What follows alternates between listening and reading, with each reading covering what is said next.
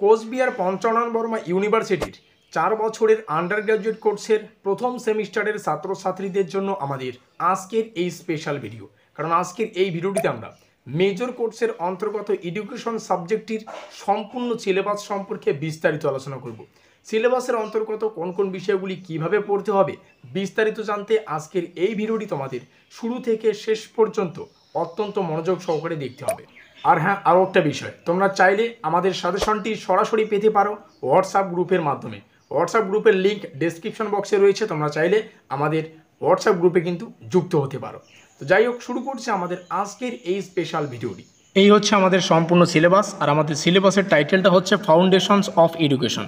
আমরা সম্পূর্ণ সিলেবাস আলোচনা করব, সিলেবাসের অন্তর্গত কোন কোন বিষয়গুলি কিভাবে পড়তে হবে সেগুলো আলোচনা করব।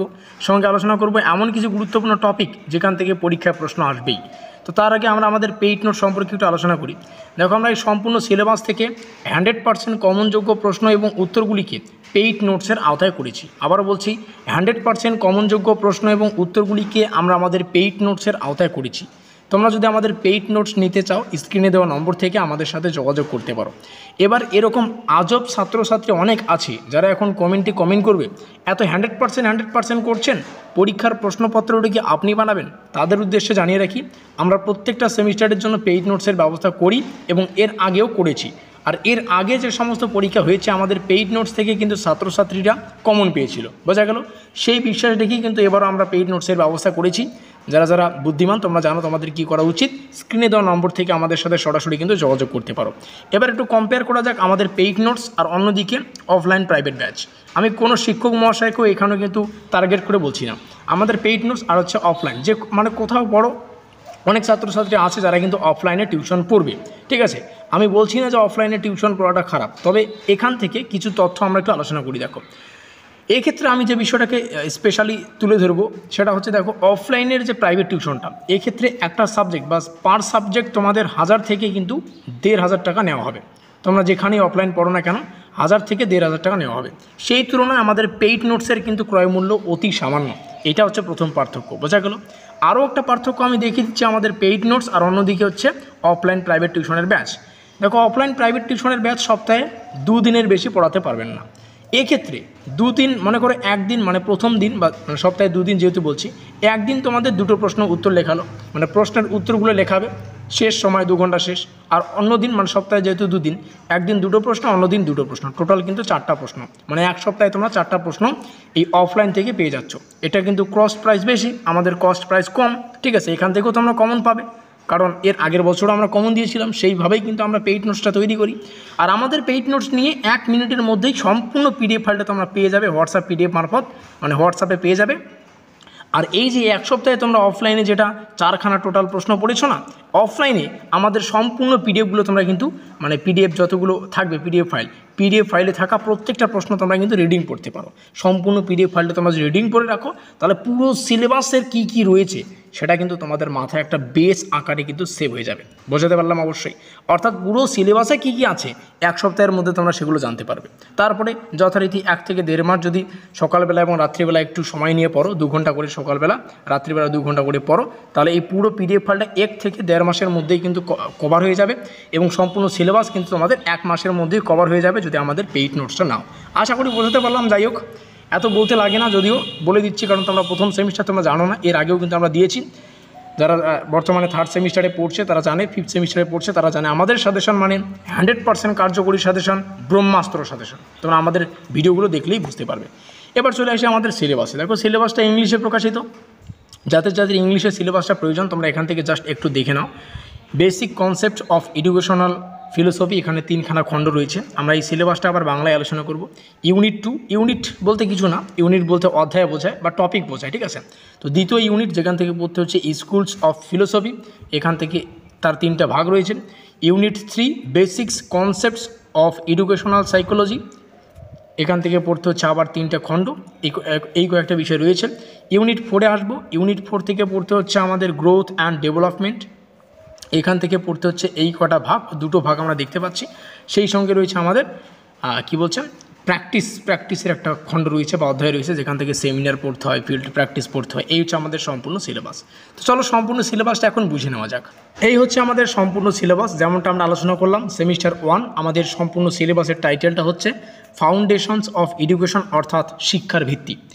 আমাদের সিলেবাসের অন্তর্গত প্রথম অধ্যায়, যেখান থেকে পড়তে হচ্ছে শিক্ষাগত দর্শনের মৌলিক ধারণা। এখান থেকে এই টপিকটা আমাদের পড়তে হবে এবং এই টপিকটা পরীক্ষার জন্য মোস্ট ইম্পর্টেন্ট। এখান থেকে দেখো কী কী পড়তে হবে meaning, nature and scope of educational philosophy, অর্থাৎ শিক্ষাগত দর্শনের অর্থ। জাস্ট ওয়েট, এখান থেকে পড়তে হচ্ছে আমাদের শিক্ষাগত দর্শনের অর্থ, প্রকৃতি এবং সুযোগ। তারপরে পড়তে হবে শিক্ষা ও দর্শনের মধ্যে সম্পর্ক।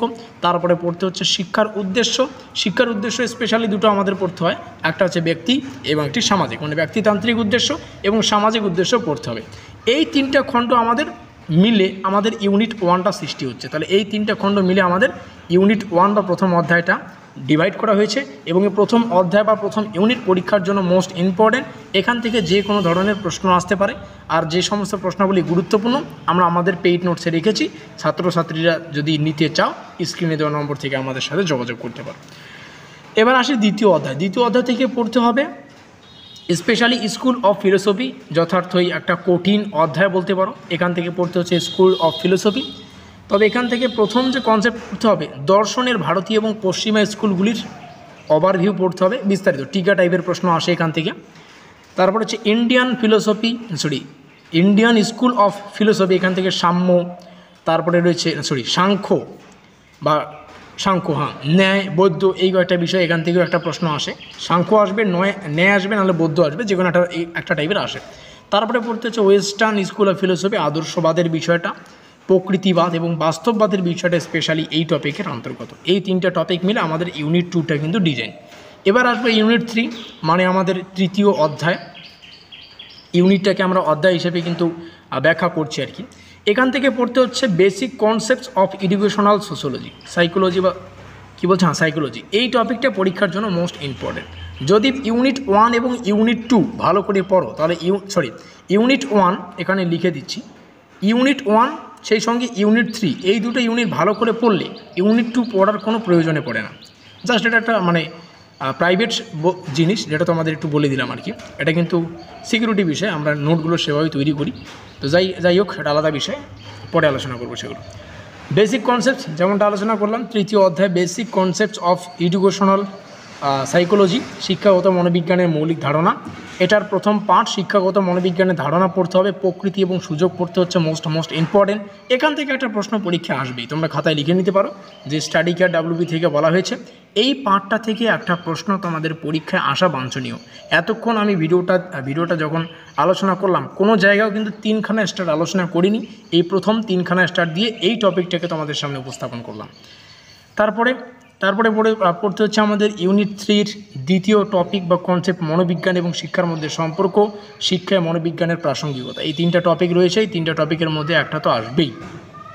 চলে যাব পরের অধ্যায়, যেটা আমরা ক্লাস 12-এর এডুকেশনের শিক্ষা বিজ্ঞানের যে বইটা, সেখানে সামথিং ছিল অল্প কিছু হলেও।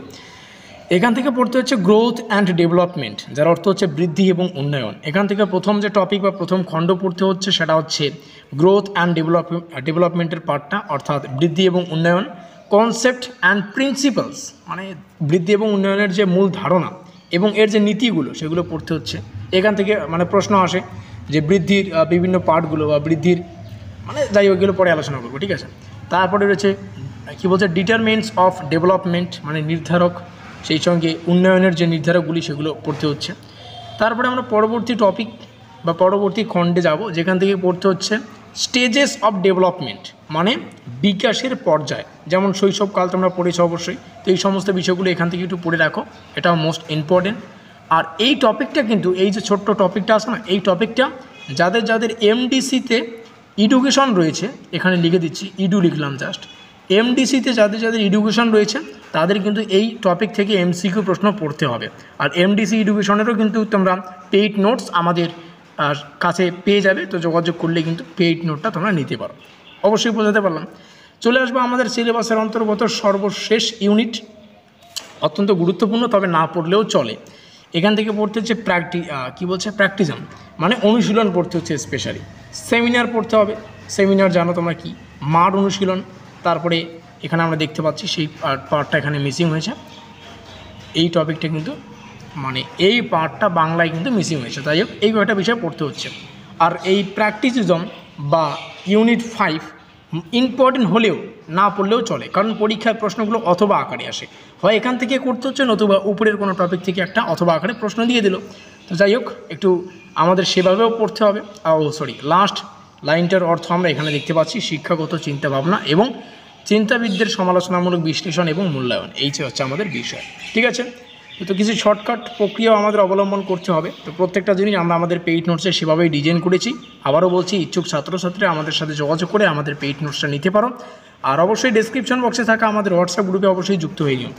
ভিডিওটি শেষ পর্যন্ত দেখার জন্য সবাইকে অসংখ্য ধন্যবাদ। ভিডিওটি ভালো লাগলে লাইক করে দিয়ে বন্ধুদের কাছে অবশ্যই শেয়ার করে দিও।